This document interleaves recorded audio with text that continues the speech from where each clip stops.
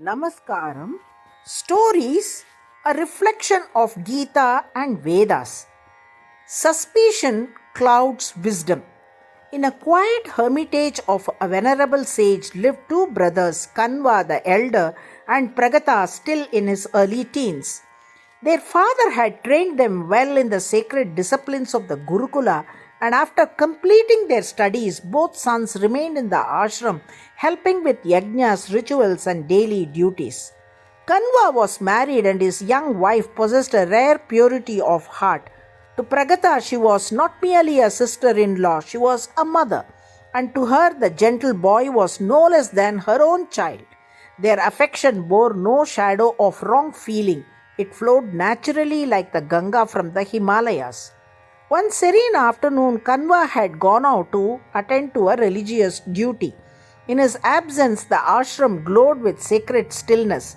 The yajna fire burned steadily, fragrant herbs crackling softly. A cool breeze wandered through the trees. Beside the holy fire, Kanva's wife sat absorbed in quiet thought while Pragata chanted melodious verses from the Samaveda. His voice rose and fell in a gentle rhythm, filling the air with divine sweetness. The sound was soothing, almost like a cradle song. The boy, tired from the day's duty, slowly grew drowsy. Without thought or hesitation, he rested his head upon her lap and slipped into sleep as a child would in his mother's embrace. She herself did not even notice when his head settled there. The feeling between them was so innocent and natural that no sense of anything wrong ever crossed her mind. It was at that very moment that Kanva returned. From a distance he saw the scene, a young man lying with his head on his wife's lap. In a flash, suspicion struck him like lightning. His mind, instead of pausing to reflect, leapt to the darkest conclusion.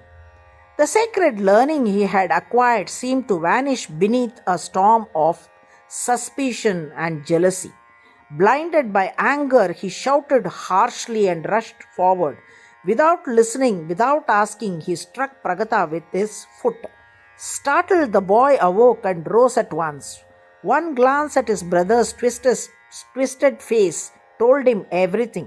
He understood, not with resentment but with pain. The suspicion had poisoned wisdom.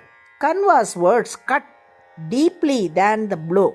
Leave this place at once. From today, this house is close to you.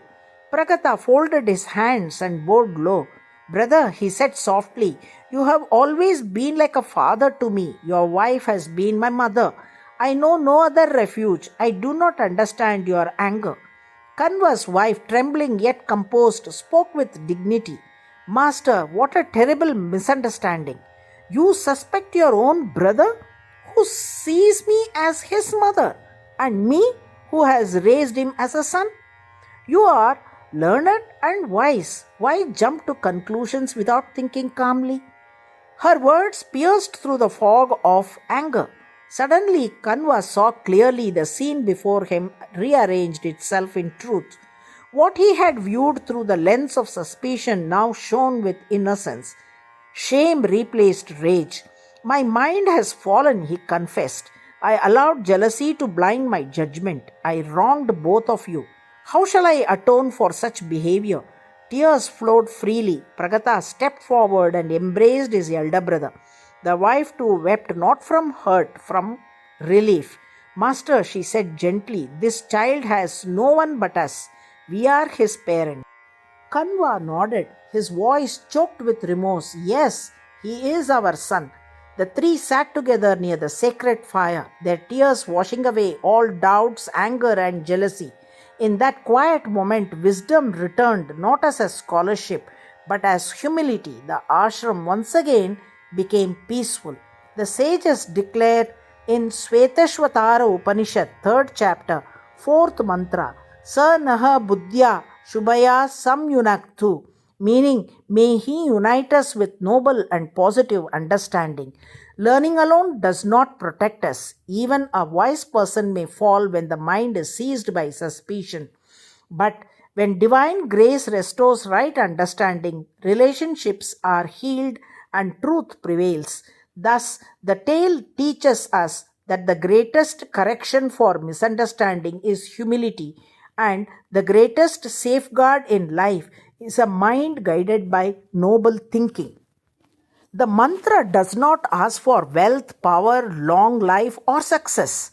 It asks for right understanding. Why? Because all human problems begin when the mind loses clarity. Suspicion, anger, jealousy, ego, these arise when intelligence is clouded. Even a learned person can fall if his mind is not guided by purity. In the story of Kanva and Pragata, Kanva was educated and wise, yet in one moment of suspicion he forgot his wisdom. His learning could not protect him. What he truly lacked at that moment was noble clarity of mind. When right understanding returned, peace returned, relationships were restored, truth prevailed. Thus, the mantra teaches knowledge alone is not enough. A pure mind is greater than scholarship. Divine grace is needed to keep our understanding clean and steady. A single moment of wrong thinking can destroy harmony. A single moment of right thinking can restore it. So, the prayer means, O Lord, keep our minds clean, balanced, and positive so that we may not harm others through wrong judgment. Narayana, Narayana.